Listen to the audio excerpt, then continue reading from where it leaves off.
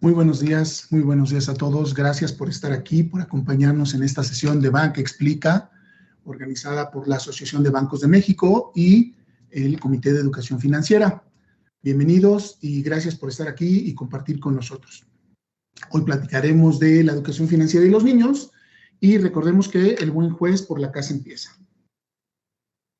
Yo soy Rubén Moreno, soy una persona que acaba de cumplir sus primeros 27 años trabajando en BBVA, divirtiéndome mucho en muchos proyectos e iniciativas, aprendiendo mucho. Los más recientes 3 años hemos estado enfocados en el tema de la educación financiera. La verdad que una materia que nos encanta, que me encanta y me apasiona. Y bueno, pues el día de hoy, como les decía, vamos a platicar de la educación financiera de los niños, un tema que es de la más alta relevancia. Los invito a que todas sus dudas, cuestionarios, cuestionamientos, sugerencias, nos las dejen en el botón, en la cajita de los comentarios de aquí de esta conversación en Facebook y al final de la sesión los estaremos abordando y tratando de resolver todos y cada uno de ellos. Bienvenidos y, si les parece bien, arranquemos. Hoy quiero que me den la oportunidad de compartir 3 reflexiones. 3 reflexiones que tienen que ver, por supuesto, con hábitos, con el consumo responsable y con la educación financiera. La primera tiene que ver justo con dónde comienza la creación de los hábitos y por qué es tan importante para los niños el que la educación financiera y los hábitos asociados a ella, como el ahorro, como el hacer un presupuesto, como el controlar sus gastos, son muy relevantes. La segunda reflexión tiene que ver con el consumo responsable. ¿Por qué? Porque de ahí parte el saber usar, ayudar a crecer y cuidar nuestro dinero. Y el tercero tiene que ver con un vínculo muy fuerte que existe entre la salud financiera, la educación financiera y el cuidado de nuestro planeta. Por ahí decían que no puede haber salud en las personas si no tenemos la salud en el planeta. Si no hay salud hoy, no habrá salud para nuestro futuro. ¿Dónde comienza todo? Por supuesto, en los hábitos básicos. Y me gustaría compartir con ustedes una historia. Este niño, en su casa, cuando pequeño, no le enseñaron los hábitos de educación financiera, pero más importante, los hábitos de salud básica. Rubensín, en su casa, no le impulsaron el hábito del cepillado de los dientes, un hábito básico para la salud y la higiene bucal, ¿no? Bueno, a él no se lo impulsaron. Él era de, bueno, ya te lavaste los dientes, ¿verdad? Acuérdate de lavarte los dientes. Nunca hubo un ejercicio y sobre todo, y lo más importante, el ejemplo. No vio en su casa que todos hacíamos esta práctica del cepillado de los dientes. Entonces, a pesar de que, bueno, ya a los 26 años eres un adulto, ya sabes que es importante lavarte los dientes 3 veces al día, Rubén perdió una muela. Pagó las consecuencias de no tener un hábito y seguirlo con la disciplina necesaria, con el compromiso del cuidado y sobre todo con el conocimiento de lo que representaba. A la mala, Rubensín aprendió que si este hábito no se había afincado, si este hábito no se ejerce todos los días de manera continua, había una consecuencia, perdió una muela. A partir de entonces, por supuesto, pues bueno, ya Rubén está muy comprometido ahora en transmitir ese hábito a sus 2 pequeños, a su nieta y a todas las personas con las que tiene que puede incluir o influir en ellos. Así que, por supuesto que hoy soy muy consciente, somos conscientes todos, estoy seguro que todos ustedes practican el hábito de la higiene bucal. Pero y entonces esto viene a colación porque el hábito del ahorro, que es el hábito fundamental de la educación financiera, tenemos que influir, tenemos que inculcarlo en nuestros niños desde las más tempranas edades. Y por supuesto, bueno, pues cuando surge la pregunta de en qué momento es adecuado hablar con los niños de dinero, surgen muchas teorías, hay muchos estudios, particularmente hay unos estudios que se realizaron en Cambridge, en una universidad de Estados Unidos, donde se descubrió algunas etapas en las cuales los niños son más propensos al aprendizaje, particularmente de temas financieros. Y ahí descubrieron que de los 3 a los 6 años, los niños son muy propensos, son más adaptables a comprender los conceptos básicos, ¿Cómo puede ser el valor del dinero? ¿Cómo puede ser de dónde se obtiene el dinero? Y, por supuesto, la relación que tenemos, el uso que tiene el dinero en nuestro día a día. El dinero no es un tema que tengamos que satanizar o poner en un cajón donde no hablemos con los niños, porque los niños pues no tienen relación con el dinero. Como no aportan, no, al contrario, hay que involucrarlos desde muy temprana edad. De los 7 a los 13 años es una etapa fundamental porque es donde se vinculan los hábitos. Es donde los niños están realmente adoptando los hábitos que les van a permitir durante el resto de su vida crearse la salud, tanto en el caso de los hábitos de higiene, pues la salud personal, pero también en este caso la salud financiera. Y por supuesto que el ahorro es el hábito fundamental. Les decía yo hace un minuto, ¿no? El hábito es una palanca que va a permitir que el niño en su día a día integre estas prácticas, estos comportamientos. Y a esta edad ya podemos hablar con ellos además porque ya tienen mejor comprensión de temas y conceptos como el gasto, ¿no? Que el dinero sirve para gastar, pero que tiene un límite. Que los niños entiendan que el dinero no es infinito, algo que suele ocurrir, ¿no? Recuerdo mucho una anécdota de un pequeño que decía, pues ahí tienes tu tarjeta, ve y saca al cajero, ¿no? Como si el cajero regalara el dinero, ¿no? Hay que explicarle, por ejemplo, que bueno, el dinero que vive en esa tarjeta es un dinero que yo trabajo, que llega y que pues no lo podemos utilizar infinitamente, tenemos que dedicarlo a las cosas relevantes. Además por supuesto, estos conceptos, también podemos empezar a ejemplificar y a convivir con ellos en el uso del dinero. Vamos al súper, démosle la oportunidad de que él vaya controlando, por ejemplo, la lista del súper, ¿no? A ver, mira, esto es lo que vamos a comprar. Oye, es que, ¿por qué compras esta marca y no esta otra? En fin, todos estos actos diarios, esta convivencia diaria puede darnos pie a ir acompañando el aprendizaje de ellos. Después de los 7 a los 13, entran ya en la adolescencia, ¿no? Digo, no vamos a debatir si son 13, 14, no. La realidad es que de los 14 en adelante los chavos ya están pensando en su futuro. Ya son adolescentes que van a poner en práctica ese hábito que adoptaron de los 7 a los 13. Y lo más importante, ya son capaces de comprender que los hábitos de educación financiera les van a permitir alcanzar sus metas. Les van a permitir planificar, por ejemplo, ¿no? Van a saber hacer una planificación para si se quieren ir de vacaciones, con cómo administrar su mesada, su domingo, depende de lo que ustedes les proporcionen. A esta edad ya, por ejemplo, podrían ser usuarios de un producto financiero como tal. En el caso de su servidor, pues les ha creado a sus hijos cuentas de ahorro donde pueden ellos ir practicando y ejercitando este hábito del ahorro. Lo más importante es nosotros ir del lado de ellos, acompañarlos con el ejemplo en el ejercicio.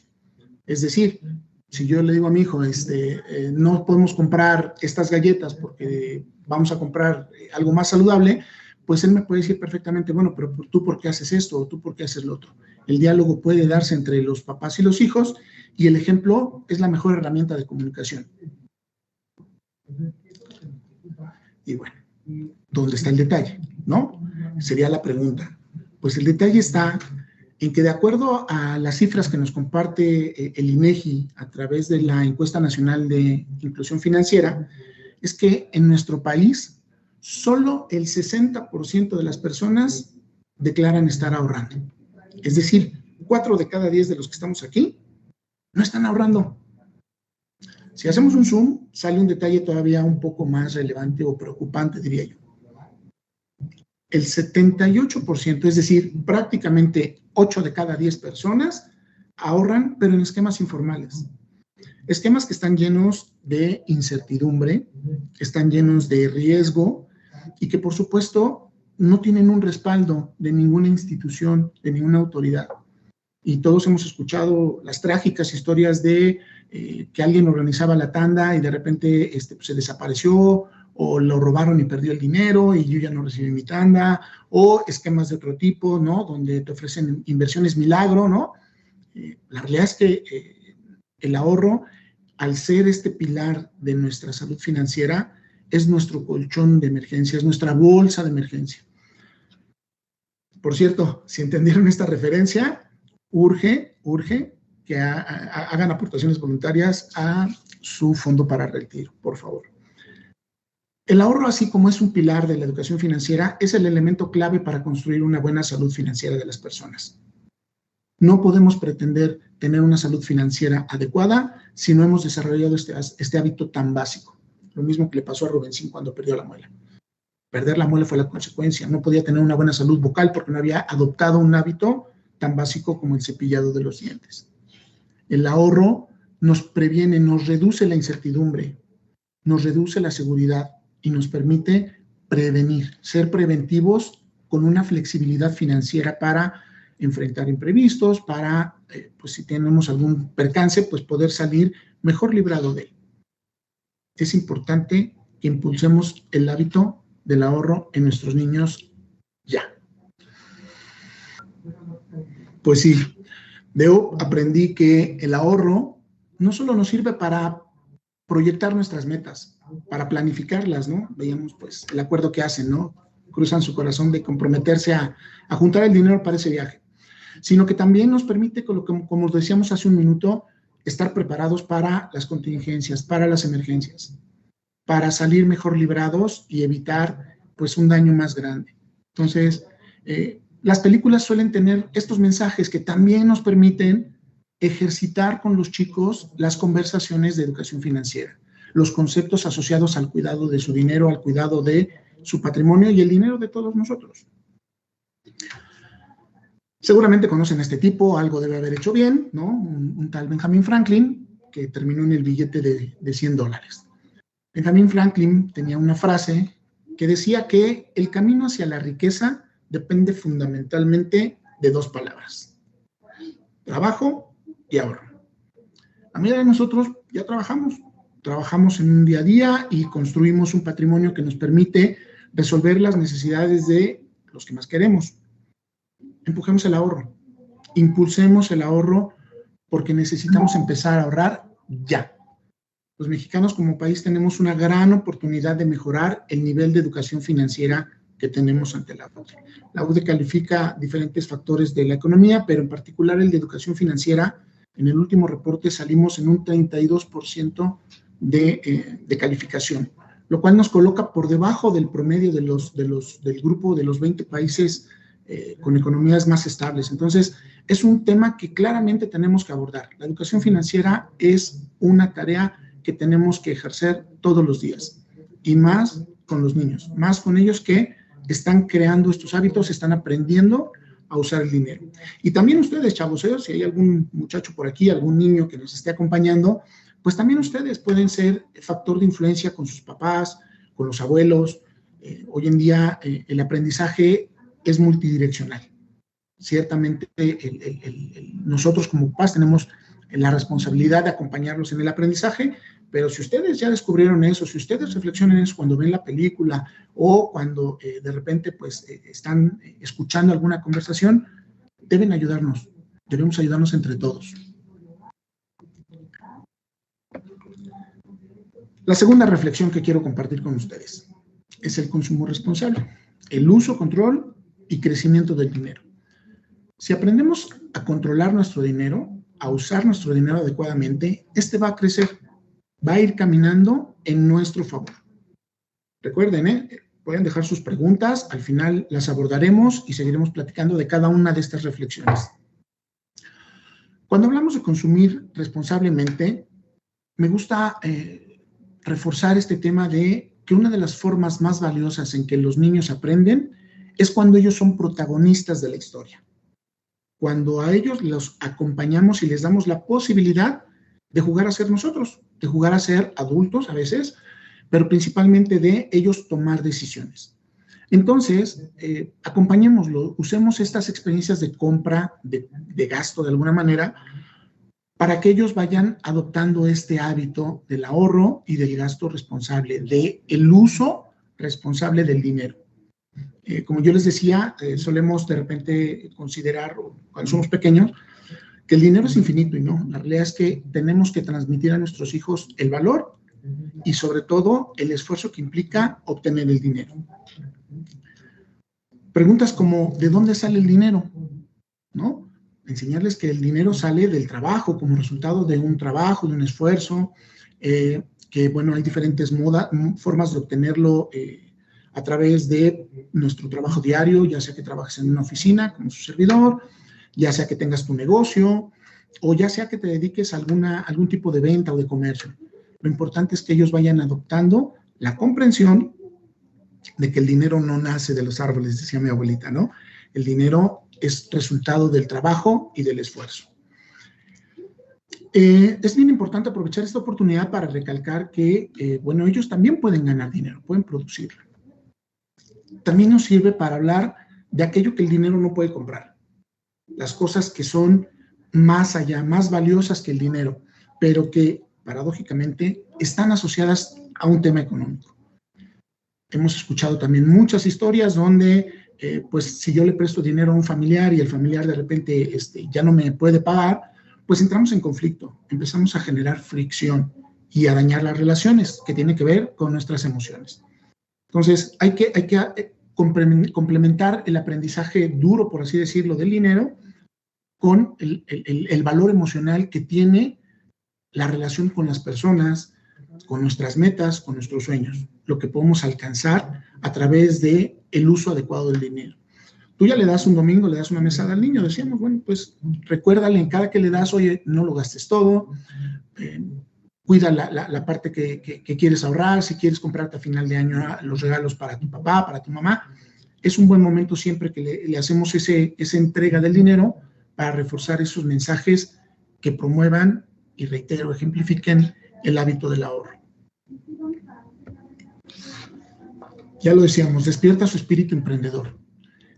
Hoy en día incluso existen mecanismos, ya dentro de muchas escuelas y dentro de algunas instituciones educativas, una parte que empuje el emprendimiento en los niños. Yo acabo de tener una conversación con un colegio muy importante y justo nos decía eso, ¿no? Ellos ya tienen dentro de su matrícula y dentro del plan de estudio el tema de acompañar a los niños en ejercicios de emprendimiento, de dónde pueden tomar ellos recursos, cómo crear un fondo de ahorro, cómo crear un esquema de comercialización incluso, ¿no? En fin, las posibilidades son infinitas, pero lo más importante es que nosotros aprovechemos a que los niños empiecen a generar dinero, empiecen a ver que hay fuentes de donde pueden ellos obtener. El clásico ejemplo y que más les puedo poner a la mano, pues es la época de fin de año, ¿no? En la época de fin de año, cuando a lo mejor en Navidad reciben regalos, cuando el Día de Reyes reciben regalos, y empiezan, es un buen momento para sacar los regalos, los juguetes o las prendas incluso, que ya no utilizamos, que ya no me quedan o que ya no son juguetes para mí, ¿no? O que ya no me son atractivos. Entonces puedo hacer una venta de garage.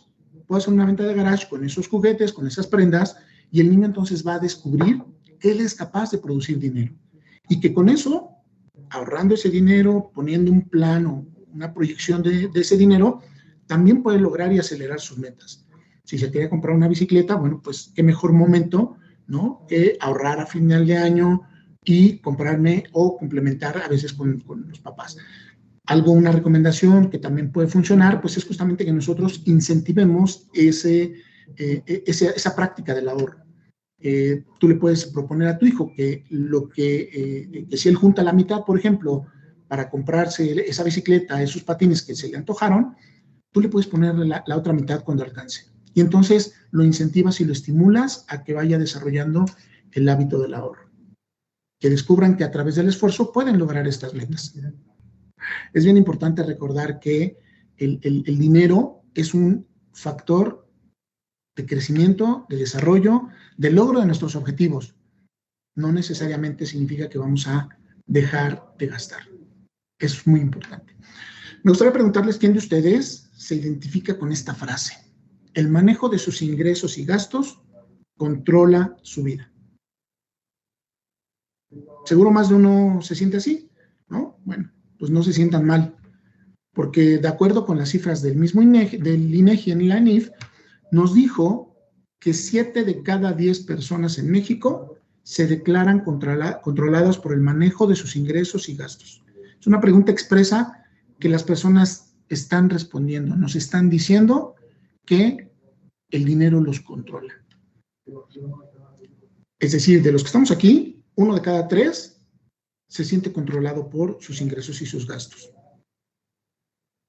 Esta segunda reflexión es bien relevante porque, a final de cuentas, lo que nos dice, lo que nos está comentando, es que el ahorro es la base sobre la que podemos construir el control de nuestro dinero. Saber cuánto llega, cuánto se va y cuánto estoy reservando para ese colchón financiero, ese colchón de emergencia. Yo no me imagino a ninguna de estas 3 personas que están viendo ahorita, ¿no? El señor Bezos, el señor Elon Musk, que está muy de moda ahorita, ni, por supuesto, al señor Bernard Arnault, ¿no? La realidad es que no me los imagino controlados sino al contrario, administrando ese bienestar financiero que se ha producido con el uso adecuado del dinero. Es muy importante. Tampoco se trata de quitarle la diversión a los niños, ¿no? Ni el goce de su infancia, de su edad. Simplemente se trata de darles las herramientas necesarias para que ellos puedan tener un bienestar financiero holgado, adecuado, que aprendan a ser productivos y, por supuesto, alcanzar esas metas de las que tanto he hablado el día de hoy. Tercera reflexión, tercer punto. Cambiar hábitos para permitir que nuestra protección, esa protección de la que hemos hablado, vaya más allá de nuestro bolsillo. Hay un vínculo indisoluble desde mi punto de vista entre la educación financiera y el cuidado de nuestro planeta. Todos hemos sentido que cada vez hace más calor, que los climas se vuelven más extremos, que así como amanece muy soleado, a las 4 de la tarde empieza a caer un tormentón. El tema de la sequía en Monterrey, que este año fue un tema muy relevante para muchas personas, y que nos habla de que no es nada más un tema intangible o del mundo, ¿no?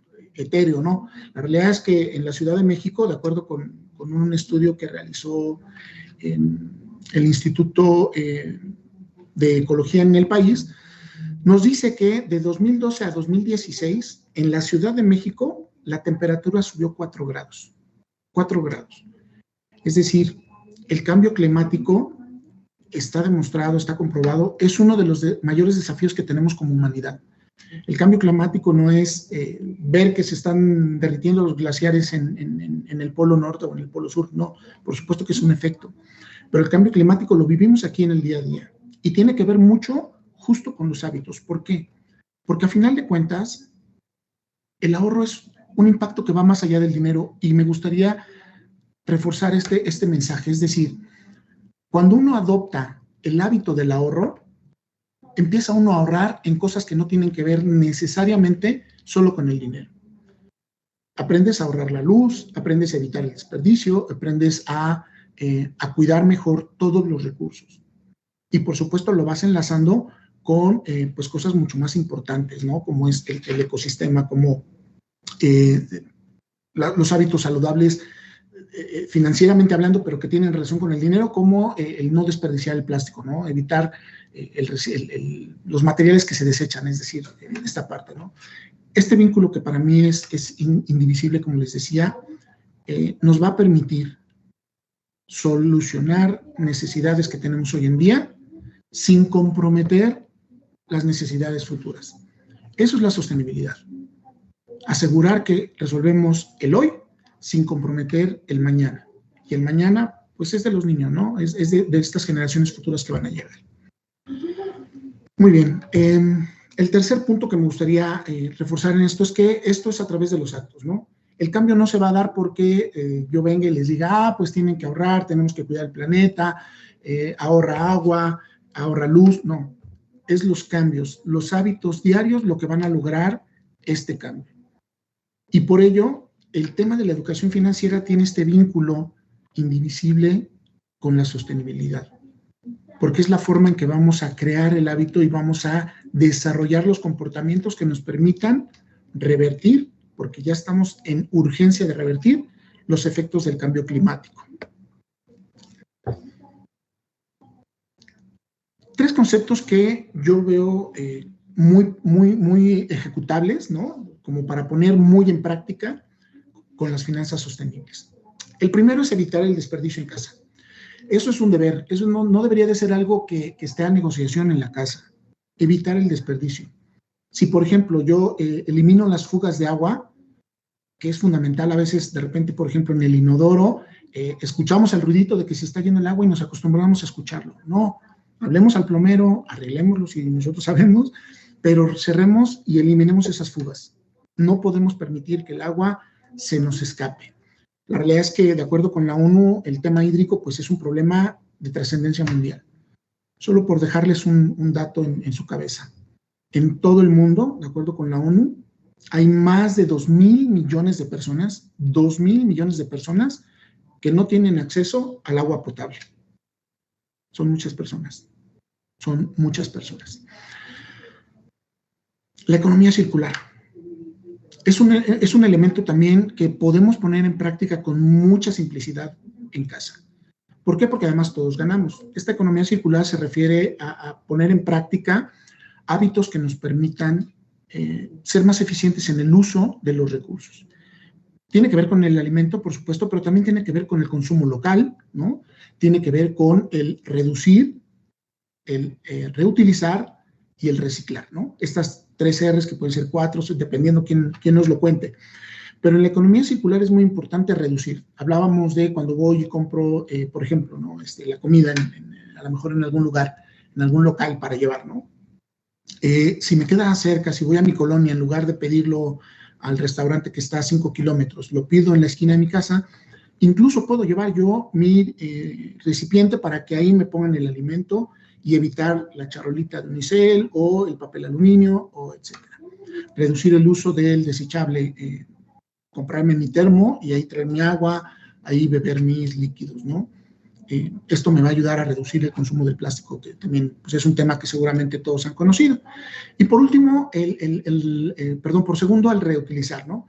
Estos mismos insumos que a veces no podemos evitarlos, también es de repente poco práctico pensar en que vamos a dejar de consumir este tipo de materiales porque son necesarios dentro de determinadas cosas que hacemos y funciones que tienen que cumplir. Entonces, lo que sí podemos hacer es reutilizarlos, ¿no?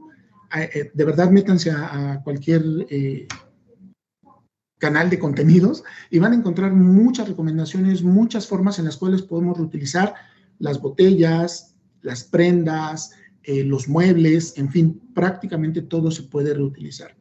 El reutilizar nos permite reducir el consumo, reducir la producción y pues todo ese proceso de producción y de consumo tiene un costo para el planeta, pero también tiene un costo para nosotros. Tiene un costo para cada una de las personas. No es lo mismo a lo mejor, pues como decía, reutilizar, ¿no? A lo mejor alguno de ustedes lo ha visto, pero reutilizar alguna prenda y convertirla en funda para una almohada o convertirla en un muñeco, ¿no? Que también hoy en día eso está muy en boga, a pues comprar algo nuevo, ¿no? Tenemos que reducir nuestro consumo y la reutilización es un buen punto para hacerlo. Y la tercera, que es el reciclaje, pues por supuesto tiene que ver con el desecho adecuado de los insumos. Si yo compré un recipiente de plástico que ya tengo que desechar, pues no me cuesta nada realmente limpiarlo, quizá con una servilleta primero y después con un poco de agua, para que cuando se vaya a procesar, pues sea más fácil procesarlo. Y también se reduzca el costo de ese procesamiento para reciclaje. Entonces, es muy importante la economía circular, consuman local. Dentro de todo, yo sé que a veces es complicado por distancias, por lo que ustedes me digan y gusten invocar, pero consumir local tiene también un impacto en la reducción de los combustibles, del uso de los combustibles, ¿no? De la motocicleta que nos trae la comida. Si yo voy y compro y regreso, pues ya utilicé mi vehículo y estoy aportando a la contaminación diaria. Y después, el tercer concepto que para mí tiene todo que ver, es el dinero digital. ¿Por qué el dinero digital? El dinero digital reduce el consumo invisible. A todos nos ha pasado que sacamos un billete de 500 y el primer pago que hagamos con ese billete de 500, sabemos en qué se fue. El resto del billete se nos pulveriza. Perdemos de vista dónde quedó. Pero más importante, la transaccionalidad con dinero en efectivo conlleva circunstancias y comportamientos que nos van a provocar aumentar la aportación que hacemos a la contaminación, por supuesto, en el ahorro del combustible, ¿no? Cuando yo me traslado a una sucursal para hacer un depósito, pues estoy consumiendo combustible, estoy consumiendo un transporte, estoy consumiendo mi tiempo y, por supuesto, pues en las aglomeraciones que de repente pues vivimos en las ciudades más grandes con mayor intensidad que en otras, pero la realidad es que hoy en día el problema de la contaminación tiene relevancia en todo el país. Hay municipios muy pequeños donde se presentan altas concentraciones de ozono que rebasan la norma. Y entonces tenemos nosotros la posibilidad de, a través del dinero digital, reducir el consumo de esos combustibles, evitar aglomeraciones, incluso, por ejemplo, con el tema de los comprobantes, los estados de cuenta, los famosos vouchers, cuando voy y pago, que me los dan en papel, que implican la producción del papel. Si yo lo utilizo el dinero digital, todo lo tengo digitalmente y no necesitamos pues ese papelito que antes a las personas de mi edad y mayores nos era indispensable, ¿no? Sin el papelito yo no puedo hacer nada, ¿no? Hoy en día, en mi celular, yo sé que voy a tener al momento en que lo necesite, además, mi estado de cuenta, mis comprobantes, el menú del restaurante, la información que a lo mejor antes tenía en un folleto, hoy lo puedo utilizar todo digitalmente. El dinero digital tiene un gran valor y una gran aportación para reducir el impacto al medio ambiente. Entonces, pongamos en práctica estos tres puntos, estas tres reflexiones, estos tres conceptos, ejercitémoslos. Por supuesto que se puede. Créanme que es posible. Decía por ahí, me gustó mucho esta frase que es de Sadhguru, que bueno, pues él es un gurú y fundador del movimiento Save the Soil, pero que decía, si no hay riqueza en la tierra, no habrá riqueza en la vida, y es lo que comentábamos al principio de la charla. De nada sirve que nosotros aprendamos a ahorrar dinero, aprendamos a consumir, digámoslo financieramente de una forma saludable, si no consideramos el impacto en el espectro más amplio del planeta, de nuestro ecosistema. Entonces, por favor, empujemos esto. Les decía yo, ¿no? Me adelantaba, pero en el país, en México, en nuestro país, hay 25 ciudades, 25, no 3, porque siempre que hablamos de contaminación nos vamos a las grandes urbes, ¿no? Las 3 principales, no. 25 ciudades que superaron los índices de ozono en el 2020. El Instituto Nacional para el Cuidado Ambiental hace una evaluación de de la infraestructura, porque además estas 25 ciudades son de las que sí se pueden medir, que son 48 aproximadamente. La mayoría de las ciudades ni siquiera estamos midiendo estos temas ambientales, no estamos midiendo la concentración de ozono, las partículas en el aire, todo eso. Entonces, la contaminación, el impacto ambiental no es un tema de las grandes ciudades, es un tema de todos, de verdad, de todos. Hay, les decía yo, municipios que de repente no podrían saltar a nuestra cabeza como primera opción, ¿no? En Morelos hay uno que se llama Ocuituco, donde, por ejemplo, está dentro de estas 25 ciudades, o Coronagua en Puebla, que también se vieron afectados por ello. Para cerrar la tercera reflexión e ir entrando en la recta final de nuestra charla, les diría que cada paso cuenta. Cada acción que ustedes tomen hoy va a tener un impacto, porque se junta a la de todos, se va acumulando. Nosotros somos los que hemos provocado esta situación en nuestro medio ambiente, sí, pues nosotros somos quienes la podemos cambiar. Entonces, vayamos caminando, demos esos pasos continuos, permanentemente hacia un mundo mucho más sostenible. Está en nuestras manos, no en las de nadie más. Con esto yo cierro mis 3 reflexiones, como comentamos al principio de la charla. Estoy a sus órdenes y si les parece bien, pues vamos a ver si tenemos alguna pregunta que ustedes nos hayan hecho favor de dejar aquí y pues con ello podamos resolver sus dudas o inquietudes, que yo espero que haya muchas, ¿no? Espero que les haya generado algo de curiosidad. Entonces, si les parece bien, pues vamos a abordarlas, ¿no? Manuel Herrera, muchas gracias. Nos dice, es un tema de interés público el manejo de las finanzas con los menores. Por supuesto, coincido contigo y ojalá todos, porque al final de cuentas este es un tema de nosotros, insisto. Estos hábitos la educación se da en casa. Las escuelas, por supuesto, nos van a ayudar con la formación, pero la educación nace en casa. Lorena Carballido nos dice, es una pena que el plan de estudios a nivel preparatoria, solamente quienes van al área económico-administrativa puedan estudiar temas de dinero y ya no todas las áreas. También coincido contigo, Lorena, en tu apreciación. Algo que me gustaría pues poner en la mesa y que todos lo pongamos a nuestra conciencia es que vivimos una época en la que la información, la formación y la educación están al alcance de todos nosotros. Afortunadamente, todos los bancos que integramos la Asociación de Bancos de México tenemos plataformas de educación financiera. Acérquense a su banco, acérquense a la información que ya está disponible y está abierta para todos ustedes. Los contenidos, los talleres, las experiencias formativas son gratuitas, no tienen costo para nadie. Yo sé que de repente, insisto, y no me odien chiquillos si están por aquí, de repente puede ser complicado decir, bueno, en lugar de chutarte un capítulo de la caricatura favorita, iba a decir un nombre, pero me contuve, ¿por qué no vemos este video? Mira, este video donde nos enseña cómo cuidar, cómo ahorrar dinero en casa. Mira, si apagas la luz y ponemos un foco de LED, esto nos va a permitir a los papás y a los niños generar también una convivencia que nos rompa la rigidez quizá de la relación papá-hijo, sino, a ver, hijo, ¿tú qué harías? Si tú fueras presidente de México, ¿qué harías? ¿Qué propondrías? ¿Cómo harías esto? ¿Cómo resolverías el problema del agua en Monterrey? Entonces, coincido contigo, pero también tenemos que volvernos corresponsables en este tema de la educación financiera para los niños, para los adolescentes, y acérquense a su banco, acérquense a la asociación. De verdad van a encontrar una oferta muy amplia de contenidos formativos. Muy bien. Gracias a Itzel, a Angelit Tiburcio por acompañarnos en esta transmisión.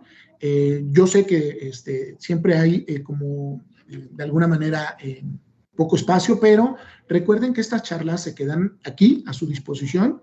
La idea es que vayamos creando una cultura colectiva, que entre todos construyamos esta base de educación financiera. Ese nivel del que hablábamos del 32%, está en nuestras manos cambiarlo, ¿eh? No va a venir una varita mágica para cambiarlo. Tenemos nosotros que poner las manos en acción. Muy bien. ¿Alguna otra pregunta? Bueno, nos dice aquí, nos dejaron en la charla, en las preguntas previas, si hay alguna edad idónea para fomentar la educación financiera. Ya hablamos. La realidad es que desde los 3 años los niños pueden entender a lo mejor el valor de las monedas. Yo les diría, mi hijo Natael, que seguramente algún día verá esto cuando sea grande, no, ya tiene 16 años, cuando era pequeño hacíamos eso, ¿no? Jugábamos el turista, por ejemplo, y en lugar de usar las fichitas usábamos las monedas, ¿no? Y entonces una moneda de 1 peso él ya la podía distinguir de una de 5, a lo mejor no entendía la diferencia entre a lo mejor un billete y una moneda, pero ya podía distinguir las monedas. Y bueno, así a los 5, reiteramos, ya puedes empezar a practicar con ellos temas un poquito más avanzados, y lo principal es que lo empieces a hacer ya. Con los niños en temas de educación financiera vamos tarde, vamos contra reloj. Entonces tienen que empezar ya, y empiecen con el ejemplo. ¿Cómo motivar a un niño a manejar el dinero responsablemente? Bueno, pues también comentábamos ahí un par de recomendaciones. Yo pienso que lo más importante es el ejemplo. O sea, si yo no le doy al niño el ejemplo de cuidar el dinero, de usarlo responsablemente, pues va a ser muy difícil que él lo comprenda y lo ponga en práctica.